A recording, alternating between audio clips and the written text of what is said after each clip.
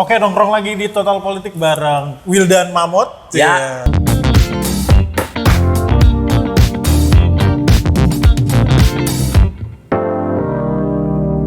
Jadi kita kedatangan tamu yang menurut gua keren banget, namanya Bro Indra. Tapi dari tampangnya udah keren banget loh. Keren. Sudut pandang keren tuh. Tiba-tiba kita berdua mendadak jelek, Pak. Kalah sama gantengnya Bro Indra. Iya, kalah ya. Jadi Bro Brewokan, Indra ini Gondrong. dari mana, Bro? Asal atau gimana, Asalnya. Nama lengkap lu Indra siapa? bro? Indra Dwi Prasetyo. Dwi Prasetyo. Ya, itu Instagram ada Cing nggak? Iya, Boleh boleh. ditulis ya. Indra Ya, Dwi ini Indra Dwi Prasetyo. Prasetyo.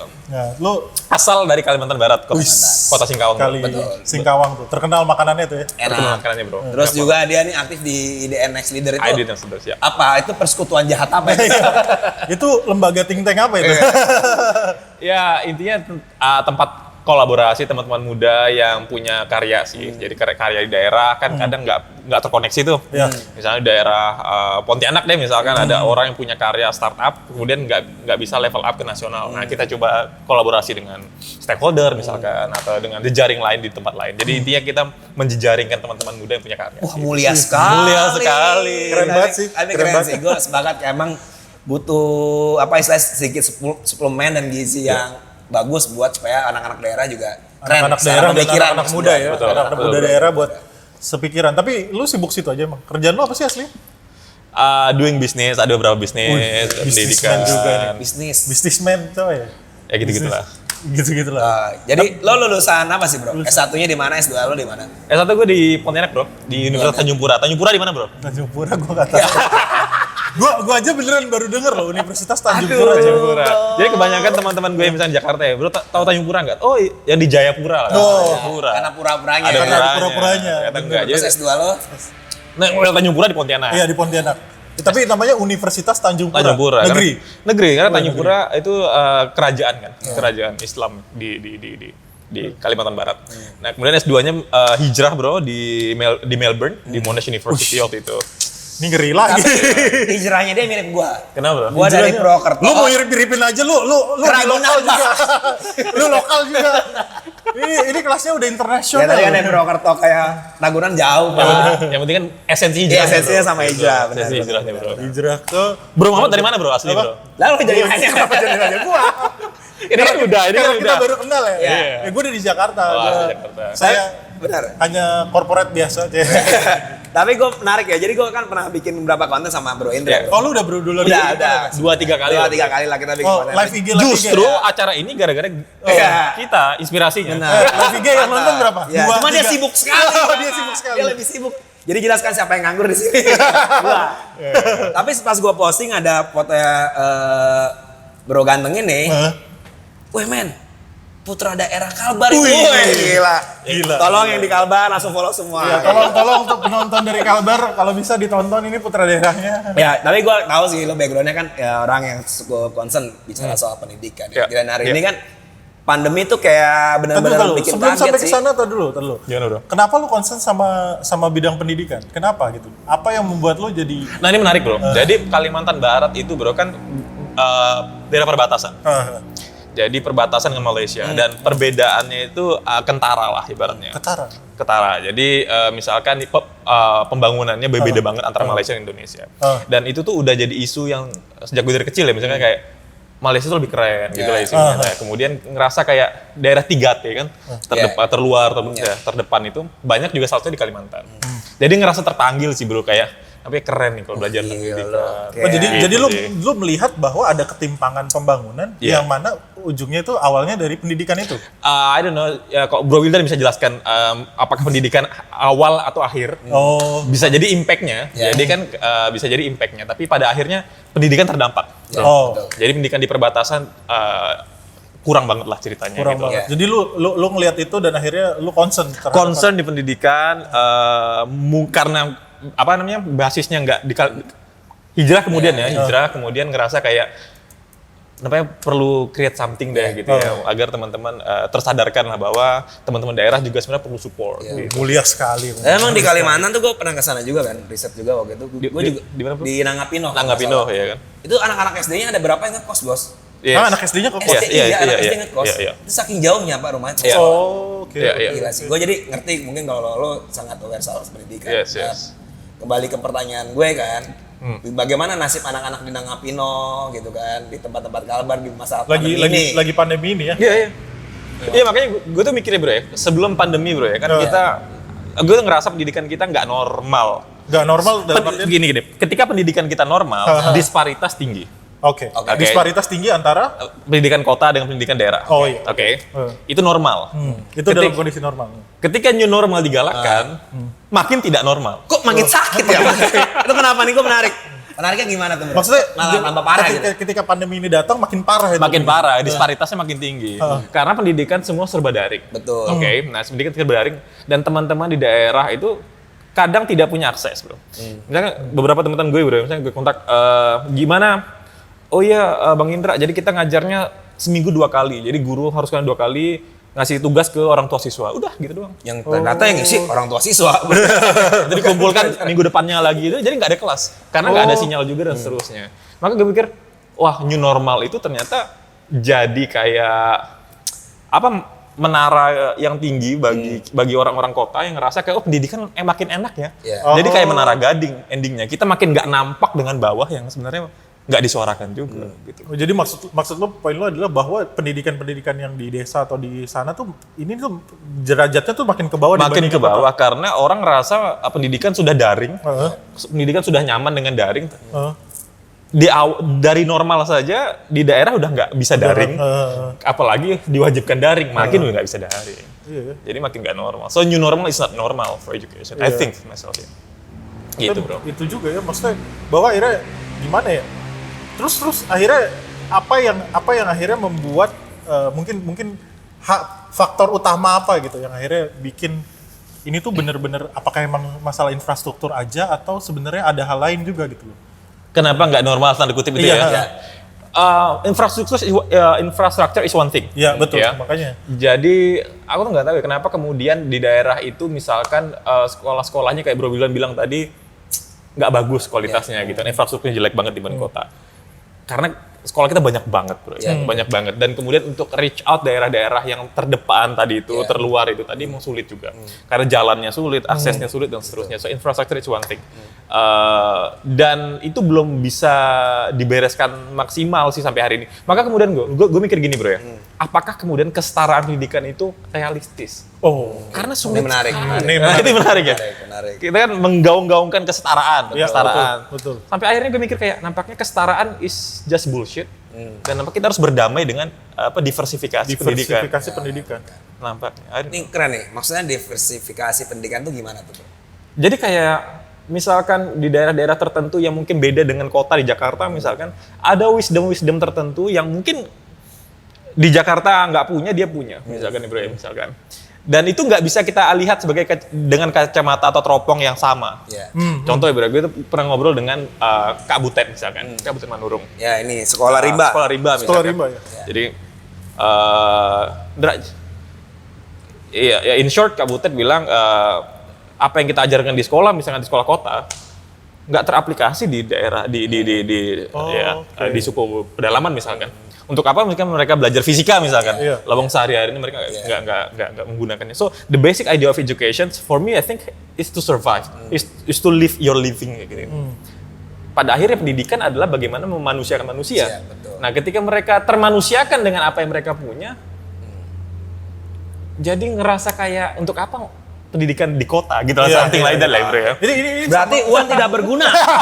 Uang tidak berguna, Bapak Nadim. Tapi dia menarik. Maksud gue pernah ada jokesnya si Ari Kriting, stand up comedian, bilang kan dia tinggal di di pantai gitulah ya. Tapi anak-anak pantai di sana ketika disuruh ngelukis pemandangan itu yang dilukis itu malah gunung. Ya, gitu padahal di depannya dia tuh ada pantai yang sangat indah gitu. Tapi dia tetap karena template-nya anak SD itu kalau disuruh menggambar itu gunung. Ada mataharinya di tengah. Matahari, ada goyangan, ada awan gitu kan. Kayak gitu padahal dia yang ada di depan mereka itu adalah pantai yang indah. Kenapa mereka tidak pernah diajarkan atau untuk melihat itu sebagai sebuah resource atau pendidikan sedih yang ya, gitu. Dipikir-pikir ya. Iya makanya. Menurut lu gimana tuh bro? Kenapa terjadi seperti itu gitu? Ya pertama ada semacam sentralisasi pendidikan di mana Oke. pendidikan yang oke itu adalah pendidikan layaknya kota. Jadi kita berkaca misalkan ujian nasional itu kan upaya standarisasi. Iya, betul. Jadi semua distandarkan. Nah, the problem is standar siapa yang mau dipakai? Iya, betul. Mau nggak mau standarnya ya teman-teman kota, anak-anak Iya. kota. Jadi mau nggak mau terseret bro pada ya itu tadi diskursus bahwa pendidikan harus seperti ini, harus seperti ini. Nah, ya itu sih masih masih menggelitik pemikiran sih. Jadi kayak apakah pendidikan harus setara tadi dibilang harus serupa atau diversifikasi aja gitu. Dulu kita punya pelajaran mulok misalkan. Ya, ada masih ada tuh, bro. Sekarang Masih nggak ada? ada. nggak ada. Bukan masih ada ya? Ada tapi setahu gue nggak ada, setahu gue. oke. Mungkin kalau ada teman-teman bisa komen ya. Kayaknya ada deh. Soalnya ponakan gue masih belajar bahasa Sunda di Bekasi kayaknya. Kalau nggak salah ya. That's good. Namanya masih mulok bro. Nggak tahu. Namanya Oke. bahasa Sunda. Oke, nanti kita Belajar akan bahasa Sunda, versi. ya. Kita akan cari riset. bareng-bareng. Iya. Terus lanjut, bro. Ya gitu bro, jadi balik lagi ke pertanyaan awal tadi, apakah kemudian studi from home ini ideal ya misalkan? Memang nggak ideal, tapi penyebabkan gara-gara pandemi ya bro, kita nggak bisa Iya. nyalakan Kita nggak bisa siapapun. nyalahin itu. Tapi yang harus kita pikirkan adalah what's next nih. What's What's next? next? Oh, iya, betul. Setelah kemudian orang terbiasa dengan zoom-zooman, terbiasa dengan daring-daringan, Iya. orang akan ngerasa pendidikan itu yang ideal. Orang makin ngerasa bahwa ini loh ternyata pendidikan yang ideal, dia makin jauh lagi gitu loh. Jadi PR berat pemerintah makin besar lagi pasca pandemi ini. gue pikir. Tapi emang jadi pinter tuh, Pak, menurut lo anak-anak yang belajar di rumah. Kagak lah. belum Ya, tentu, makanya belum tentu. nanya. Belum tentu. Tapi ngomong-ngomong soal pandemi, gue punya banyak cerita dari teman-teman gue. Kan gue dia tinggal di kota dan Iya. Lo rata-rata. sombong lo tinggal di kota. Iyalah, tinggal di kota. Kita anak daerah, bro. Rata-rata teman kerja gue kan pasti mereka kan anak-anaknya bahkan ada yang sekolah internasional Iya. baru segala Iya, macam. iya, iya. Mereka pun sebenarnya dalam tanda kutip struggling loh buat akhirnya mengelola anaknya buat sekolah di rumah akhirnya. Karena kan Iya. sebenarnya maksudnya kalau lu bilang tadi bahwa anak-anak kota tuh akan semakin terbiasa, gue rasa orang tuanya juga nggak akan mau terbiasa gitu Iya. untuk study from home karena Iya. pada akhirnya gue rasa gue tahu kenapa akhirnya homeschooling nggak terlalu ini di Indonesia karena memang sebenarnya yang gue lihat adalah orang-orang tua itu sebenarnya memasukkan anaknya ke sekolah itu agar mereka tuh punya waktu buat bekerja, punya Ya, waktu. ya, ya. Jadi Ya, liabilitiesnya Ya. tuh sebenarnya harus ada di Dipindahkan, sekolah. Nah, ya. ini sekarang liabilities ada di Ya, mereka juga. ya, ya. Jadi itu beban juga buat mereka gila. Iya. Gitu loh maksudnya. Benar. Yes. Akhirnya kayak gitu. Yes, kita belum punya, aku nggak tahu ya, misalnya kita udah punya data atau belum pandemi ini efeknya apa untuk Iya. pendidikan. Iya. Ya risetnya udah ada apa belum. Cuman beberapa waktu lalu gue tuh riset tentang efek-efek bencana atau efek-efek penutupan sekolah pada beberapa negara.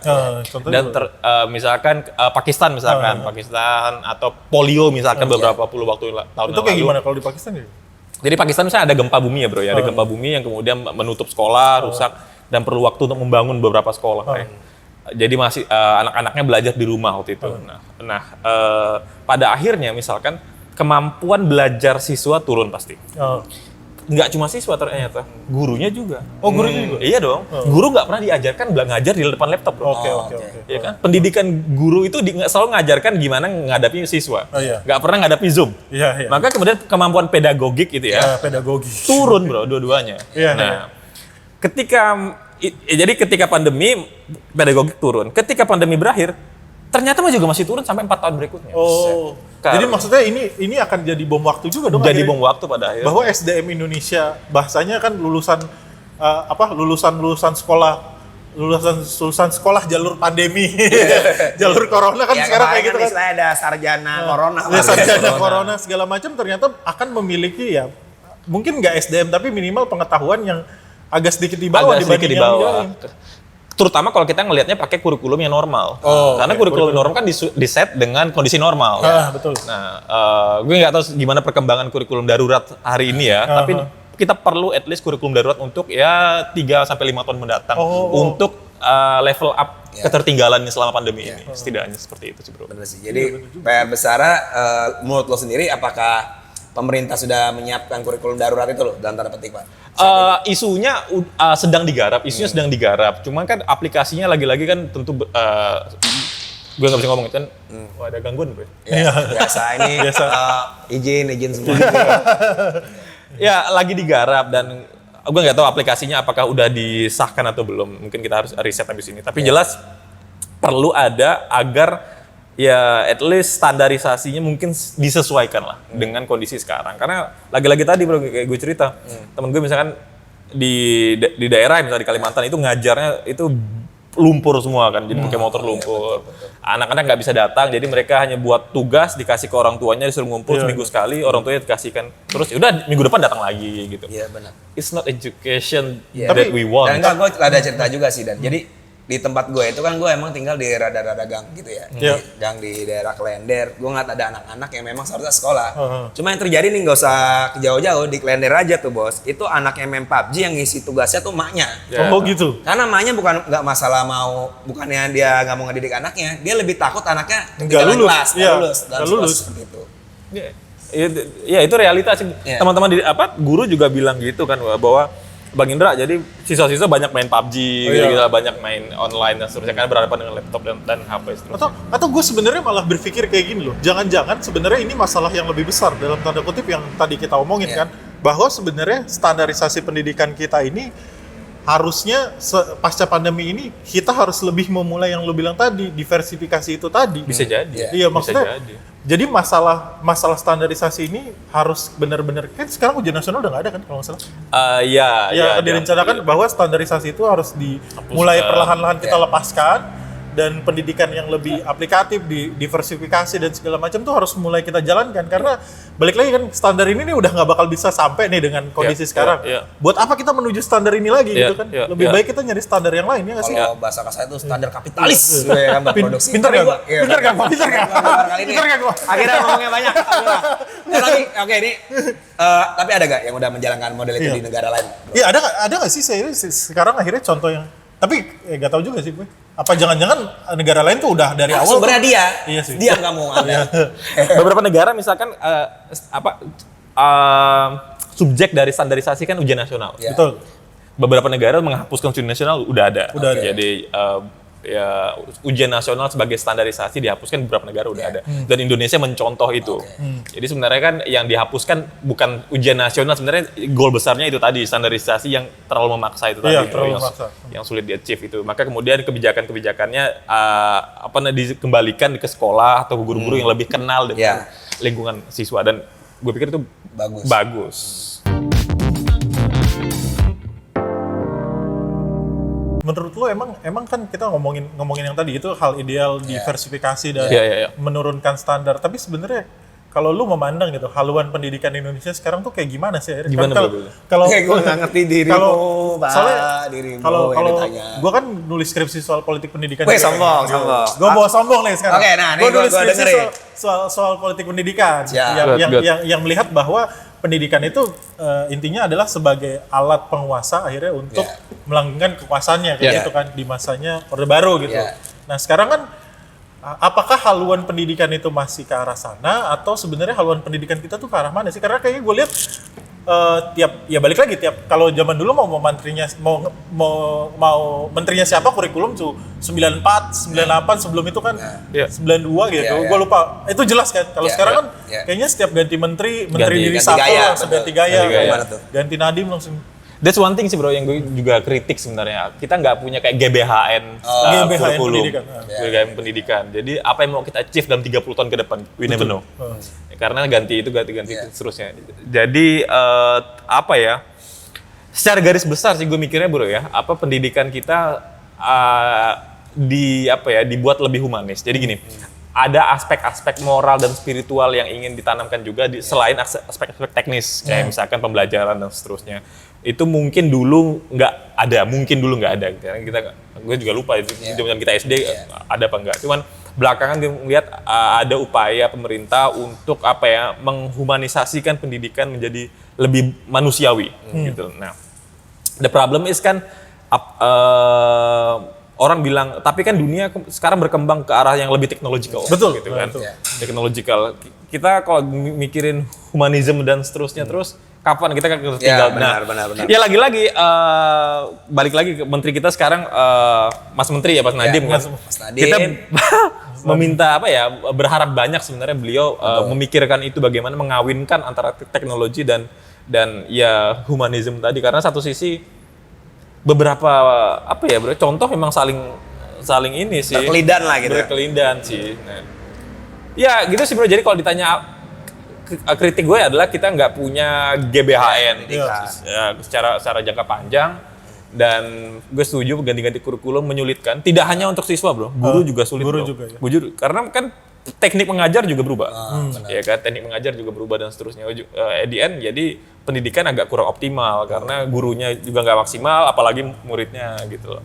Nah, kalau dari lu sendiri itu kan kritik lu. Nah, lu tuh pengennya mengapa sih istilahnya mengimajinasikan kali ya? Ya, mengimajinasikan tuh sebaiknya tuh pendidikan secara ideal tuh gimana? Secara ideal gimana sih? Lu kuliah jauh-jauh ke Australia kan? Australia apalagi jurusan lo apa bro? Tadi education ada ya gitu. Education. Kalau lu udah concern banget tapi gini bro, pendidikan itu kan mazhab-mazhaban Ya. gitu, ya kan. Jadi gua mau tahu lo mazhabnya apa nih? Biar kita perjelas. Jadi sebenarnya ideal itu juga tanda kutip juga. Iya. Ya Iya, menurut lu lah, mazhabnya. menurut lu lah. Iya kan? Perspektif lu. Kalau gue tuh mikir gini ya bro, gue lebih senang manusia yang bebas sebenarnya. Jadi anak-anak dibekali dengan pendidikan dasar dan basic, kemudian setelah itu ketika pendidikan basic itu mereka sudah pas gitu ya, mereka bebas untuk menentukan mereka akan belajar apa misalkan. Contoh misalkan ya sampai SMP mereka harus ya kenal lah dengan matematika, bahasa dan seterusnya gitu ya. Nah, tapi mulai dari SMA mereka harus dijuruskan misalkan. Yang senangnya robotik, yang senangnya seni ya seni dan seterusnya, agar nggak jomplang ketika nanti kuliah bro. Contoh kuliah bro Wildan ngambil IPA tiba-tiba masuk politik, kan kayak gitu bro. Karena jurusan kita hanya IPA IPS, gitu kan. Ternyata di kampus nggak cuma IPA IPS. Jadi sebenarnya menurut gue sih nggak liberalisasi ya, tapi lebih ke bagaimana kemudian pendidikan membebaskan. Itu kayak satu buku pendidikan pendidikan yang membebaskan. Pendidikan membebaskan. Oh ternyata Polver. Kamu apa kamu? Altuseria. Kenapa saya? Polver, ya. Biasanya gue sepakat sih kayak gitu. Tapi balik lagi, apakah nantinya menurut lo dengan pendidikan yang membebaskan itu, apakah kompatibel ya sama perkembangan zaman yang membutuhkan segala terukur, lebih mudah, akurasi gitu. IDN ya bro ya, IDN. Gak maksud gue gini bro, anak dibebaskan, jebret, udah merdeka banget berfilsafat, gak dapat lapangan pekerjaan. Iya, karena nggak kompatibel juga. dengan kebutuhan hari ini gitu. Iya, itu jadi dilema ya bro, karena gini, IDN kebutuhan dan pendidikan saling berkelindan. Siapa dulu yang menciptakan, we never know. Ya. Cuman perspektif gue, pendidikan yang kemudian pada akhirnya menciptakan sebuah environment. Ya kan? Pendidikan yang pada akhirnya menciptakan sebuah environment. Kenapa kemudian hari ini berkembang misalnya technological or something? Karena emang pendidikannya seperti itu gitu loh. Jadi gue tuh berpikir emang environment tidak tercipta ujuk-ujuk untuk memaksa pendidikan seperti itu. So pendidikanlah yang kemudian pada akhirnya menjadikan environment itu lebih ajak gitu ya. Nah, kalau misalkan kemudian orang-orang dibebaskan untuk berkarya dengan cara mereka, the basic idea of study is not generating money. Ya. Education itu bukan nyari uang. Ya, nggak nyari uang, ya. Ini menarik. But generating knowledge. Menarik. Aplikasi knowledge itu mungkin bisa dipakai untuk uang. Tapi it's two different thing. Menurut lu it's two different thing? Two different thing. Wildan belajar politik bukan untuk dapat uang. Wildan belajar politik untuk jadi seorang ahli politik. Ilmu ahli politiknya dipakai gimana agar menjadi uang is different story. Gitu bro. Nah pendidikan, kebanyakan kita mikir orang masuk sekolah, masuk kampus agar dapat kerja. Betul itu. Iyalah. Iyalah. Berarti ada satu step yang dilewati dong. Harusnya education, knowledge, kemudian money. Atau pekerjaan lah ya kita sebutnya. Tapi enggak, kita pengen education, money. Gitu. Makanya kemudian ijazah palsu. Ijazah palsu. Kuliahnya ele-elean gitu lah, nyontek dan seterusnya. Karena ada satu step yang kemudian ketinggalan. Jadi gue pikir kalau kita punya knowledge yang cukup, insya Allah money akan ngikut sih bro. Iya nggak sih bro? Iya sih. Kalau knowledge-nya cukup ya bro ya. Artinya knowledge kan is not only what you read on your books ya. Ya, jadi misalkan cara bertahan hidup, bagaimana manusia, ya misalkan ya bro ya, pernah nggak sih lo ngelihat misalkan bro orang yang pintar gitu ya, gembel gitu. Misalnya sorry Iya. gembel. Lu ngeliat ke gua. Nggak pernah nggak? Kenapa Gembel. tidak lihat ke dia? Iya masalah, emang udah Lihat ketahuan ke dia gembel. Sorry ya. Nggak apa-apa. Tapi jarang kan bro, Iya. jarang. Karena aplikasi ilmu itu bukan hanya di buku tadi. Iya, Ya. Aplikasi betul. orang yang knowledgeable itu adalah orang bisa gunakan ilmunya untuk kemaslahatan dirinya. Iya. Gitu lah. Dan bisa jadi nggak sesuai dengan zaman. But then again, ini tentang dirinya dan ilmunya. Iya. Gitu kan. Benar. Bro Wildan bisa hidup dengan politik ya karena Bro Wildan bisa menggunakan ilmu dia untuk generating money yang kemudian menghidupi dia. Bisa jadi Dengar Dana. Tapi menurut gua yang kerja di corporate ini akhirnya berpikir bahwa kadang-kadang tuh knowledge yang kita dapat itu memang bahasanya yang untuk kerja korporasi ya. Gua punya knowledge soal politik, tapi balik lagi kerjaan gua kan emang nggak kompatibel sama politik karena ya emang karena menurut lo ada loncatan itu. Tapi even though gua misalnya kayak sarjana bahkan kan nantinya ada prediksi bahwa ilmu-ilmu social science yang kayak gitu tuh bisa jadi mati gara-gara emang karena knowledge yang dia pakai tuh nggak kompatibel buat generating money gitu. Nah itu gimana akhirnya kalau kayak gitu? Iya, jadi gue tuh mikir bahwa I don't know, knowledge itself diciptakan mungkin awalnya dulu emang tidak generating money. Ya kan? Orang knowledge untuk jadi wisdom dan seterusnya. Kemudian corporate hadir mereduksi itu seolah-olah orang masuk kampus jadi mesin produksi. Jadi disiapkan untuk masuk di mesin-mesin produksi tersebut. Long story short, paradigma yang tercipta adalah masuk kampus, dapat kerja, masuk corporate dan seterusnya. Nggak salah sepenuhnya, tapi kemudian ada orang-orang yang barangkali nggak berpikiran seperti itu. Nah, gue tuh berpikir pendidikan tuh harus dibebaskan, terutama dalam berpikir bahwa ketika lo masuk kuliah, nggak harus lo kerja di bidang itu. Kenapa apa dalil mana yang menyebut ketika lo kuliah di jurusan politik harus urusan kerja lo politik? Apa dalilnya? Nggak ada. Nggak ada emang. Siapa yang buat dalil seperti itu? Nggak ada. Jadi tidak salah lo harus bangga bahwa ketika lo politik kerja di asuransi. Nggak salah. Nggak salah. Gua politik jadi pedagang gorengan. Nggak salah. Tapi gue masih Pak Heru Tanjung misalkan, CT misalkan, CT. pengusaha, dokter gigi S1-nya, nggak nyambung bro. Jadi sebenarnya balik lagi dong. Jadi menurut lo juga bahwa knowledge itu juga nantinya bisa jadi generating money-nya tuh nggak inline gitu. Nah, karena knowledge itu luas, bro. Knowledge itu luas. Jadi kalau gue mikir ada perbedaan misalkan antara study and learning misalkan ya, bro ya, untuk generating knowledge. Study itself when you read the books it's your study. Ya, jadi kayak belajar buku dan seterusnya study. Tapi learning itself it is the environment. Kenapa kemudian sekolah itu kita not only study tapi learning karena siswa belajar sopan santun dengan gurunya, interaksi dengan siswa lainnya dan seterusnya. Itu environment learning. Nah, knowledge itu perpaduan study and learning. Nah, bisa jadi knowledge-nya secara study kita nggak belajar cari uang, tapi secara learning kita belajar gimana cara generating money. Nah, itu penggabungan antara study and learning itu secara holistik disebut knowledge dan orang harusnya bisa survive kalau knowledge-nya cukup. Oke. Got it? Iya, got it. Nah. Maksudnya dua hal itu jadi knowledge dan akhirnya bisa Yes. Menarik sih, gue juga jadi berpikir gini, soalnya banyak kan akhirnya kayak gue nyontoin siapa yang promotor gede kita yang nggak lulus SMA, Promotor gede. Subono Adri Subono, yang dia bilang bahwa dia nggak lulus SMA segala macam, bahwa sebenarnya dalam tanda kutip walaupun dia tidak menempuh pendidikan formal, study itu ya. Study dia learning dan dia study environment itu kan yang tadi lo bilang bahwa Bu Susi misalkan. Bu Susi misalkan. Bu Susi misalkan. misalkan yang cuma lulusan SMP. Secara formal dia enggak, tapi dia tetap jadi gue bisa bilang bahwa akhirnya sebenarnya pendidikan formal tuh enggak melulu akhirnya menciptakan knowledge dong.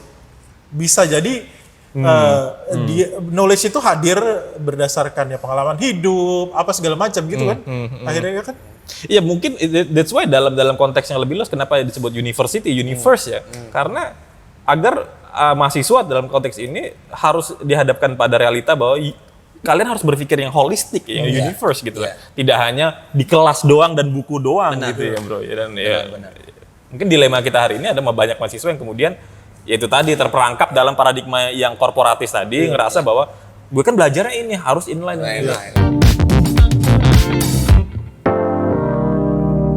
Nah mungkin kita masuk ke bagian akhir nih, kesimpulan balik lagi.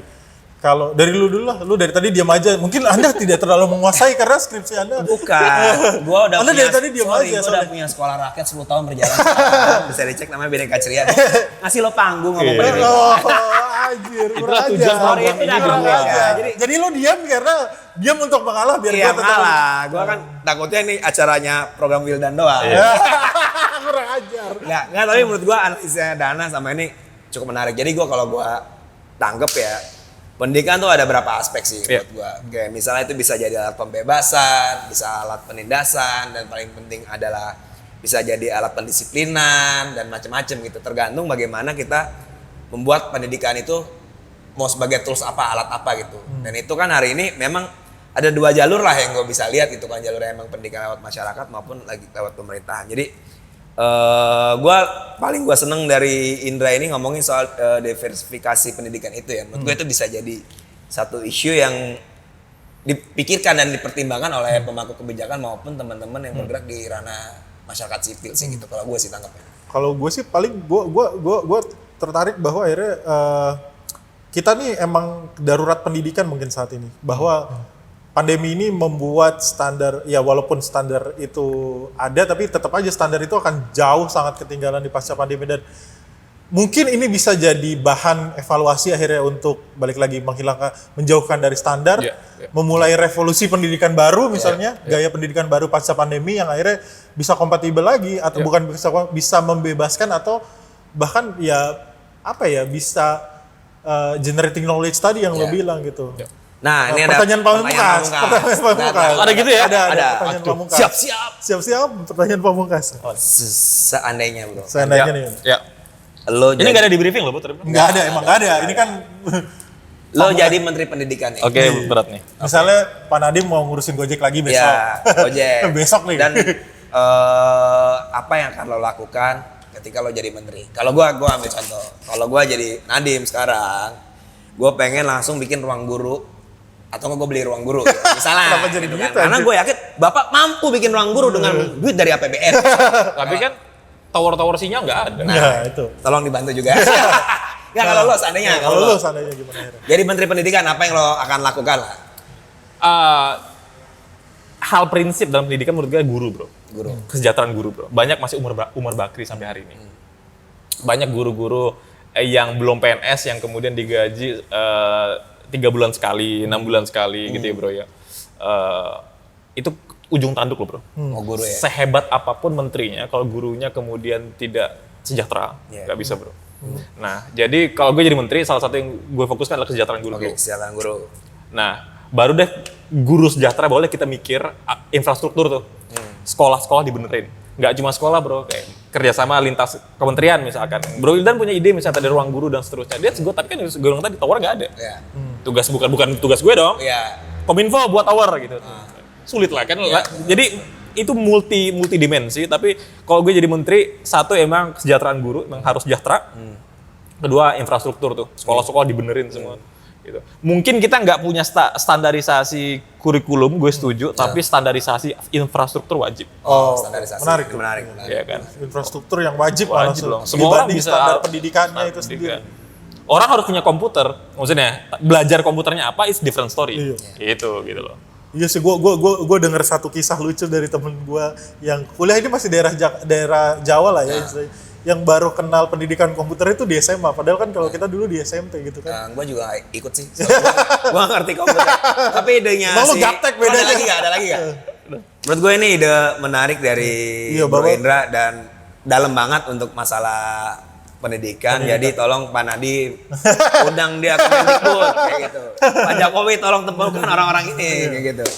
Dari lo dan Udah kalau gue sih itu gue gak akan habis sih kalau ngomongin pendidikan di Indonesia. Mungkin kita akan bikin episode bener-bener kurikulum pendidikan buat teman-teman yang pengen tahu soal itu dan bisa follow Bro Indra ini di IG sini. Tolong ditulis di situ. Nambah kerjaan. Thank you, jangan lupa lagi nongkrong di Total Politik di Wildan Mamot. Thank you Bro Indra. Thank you, bye.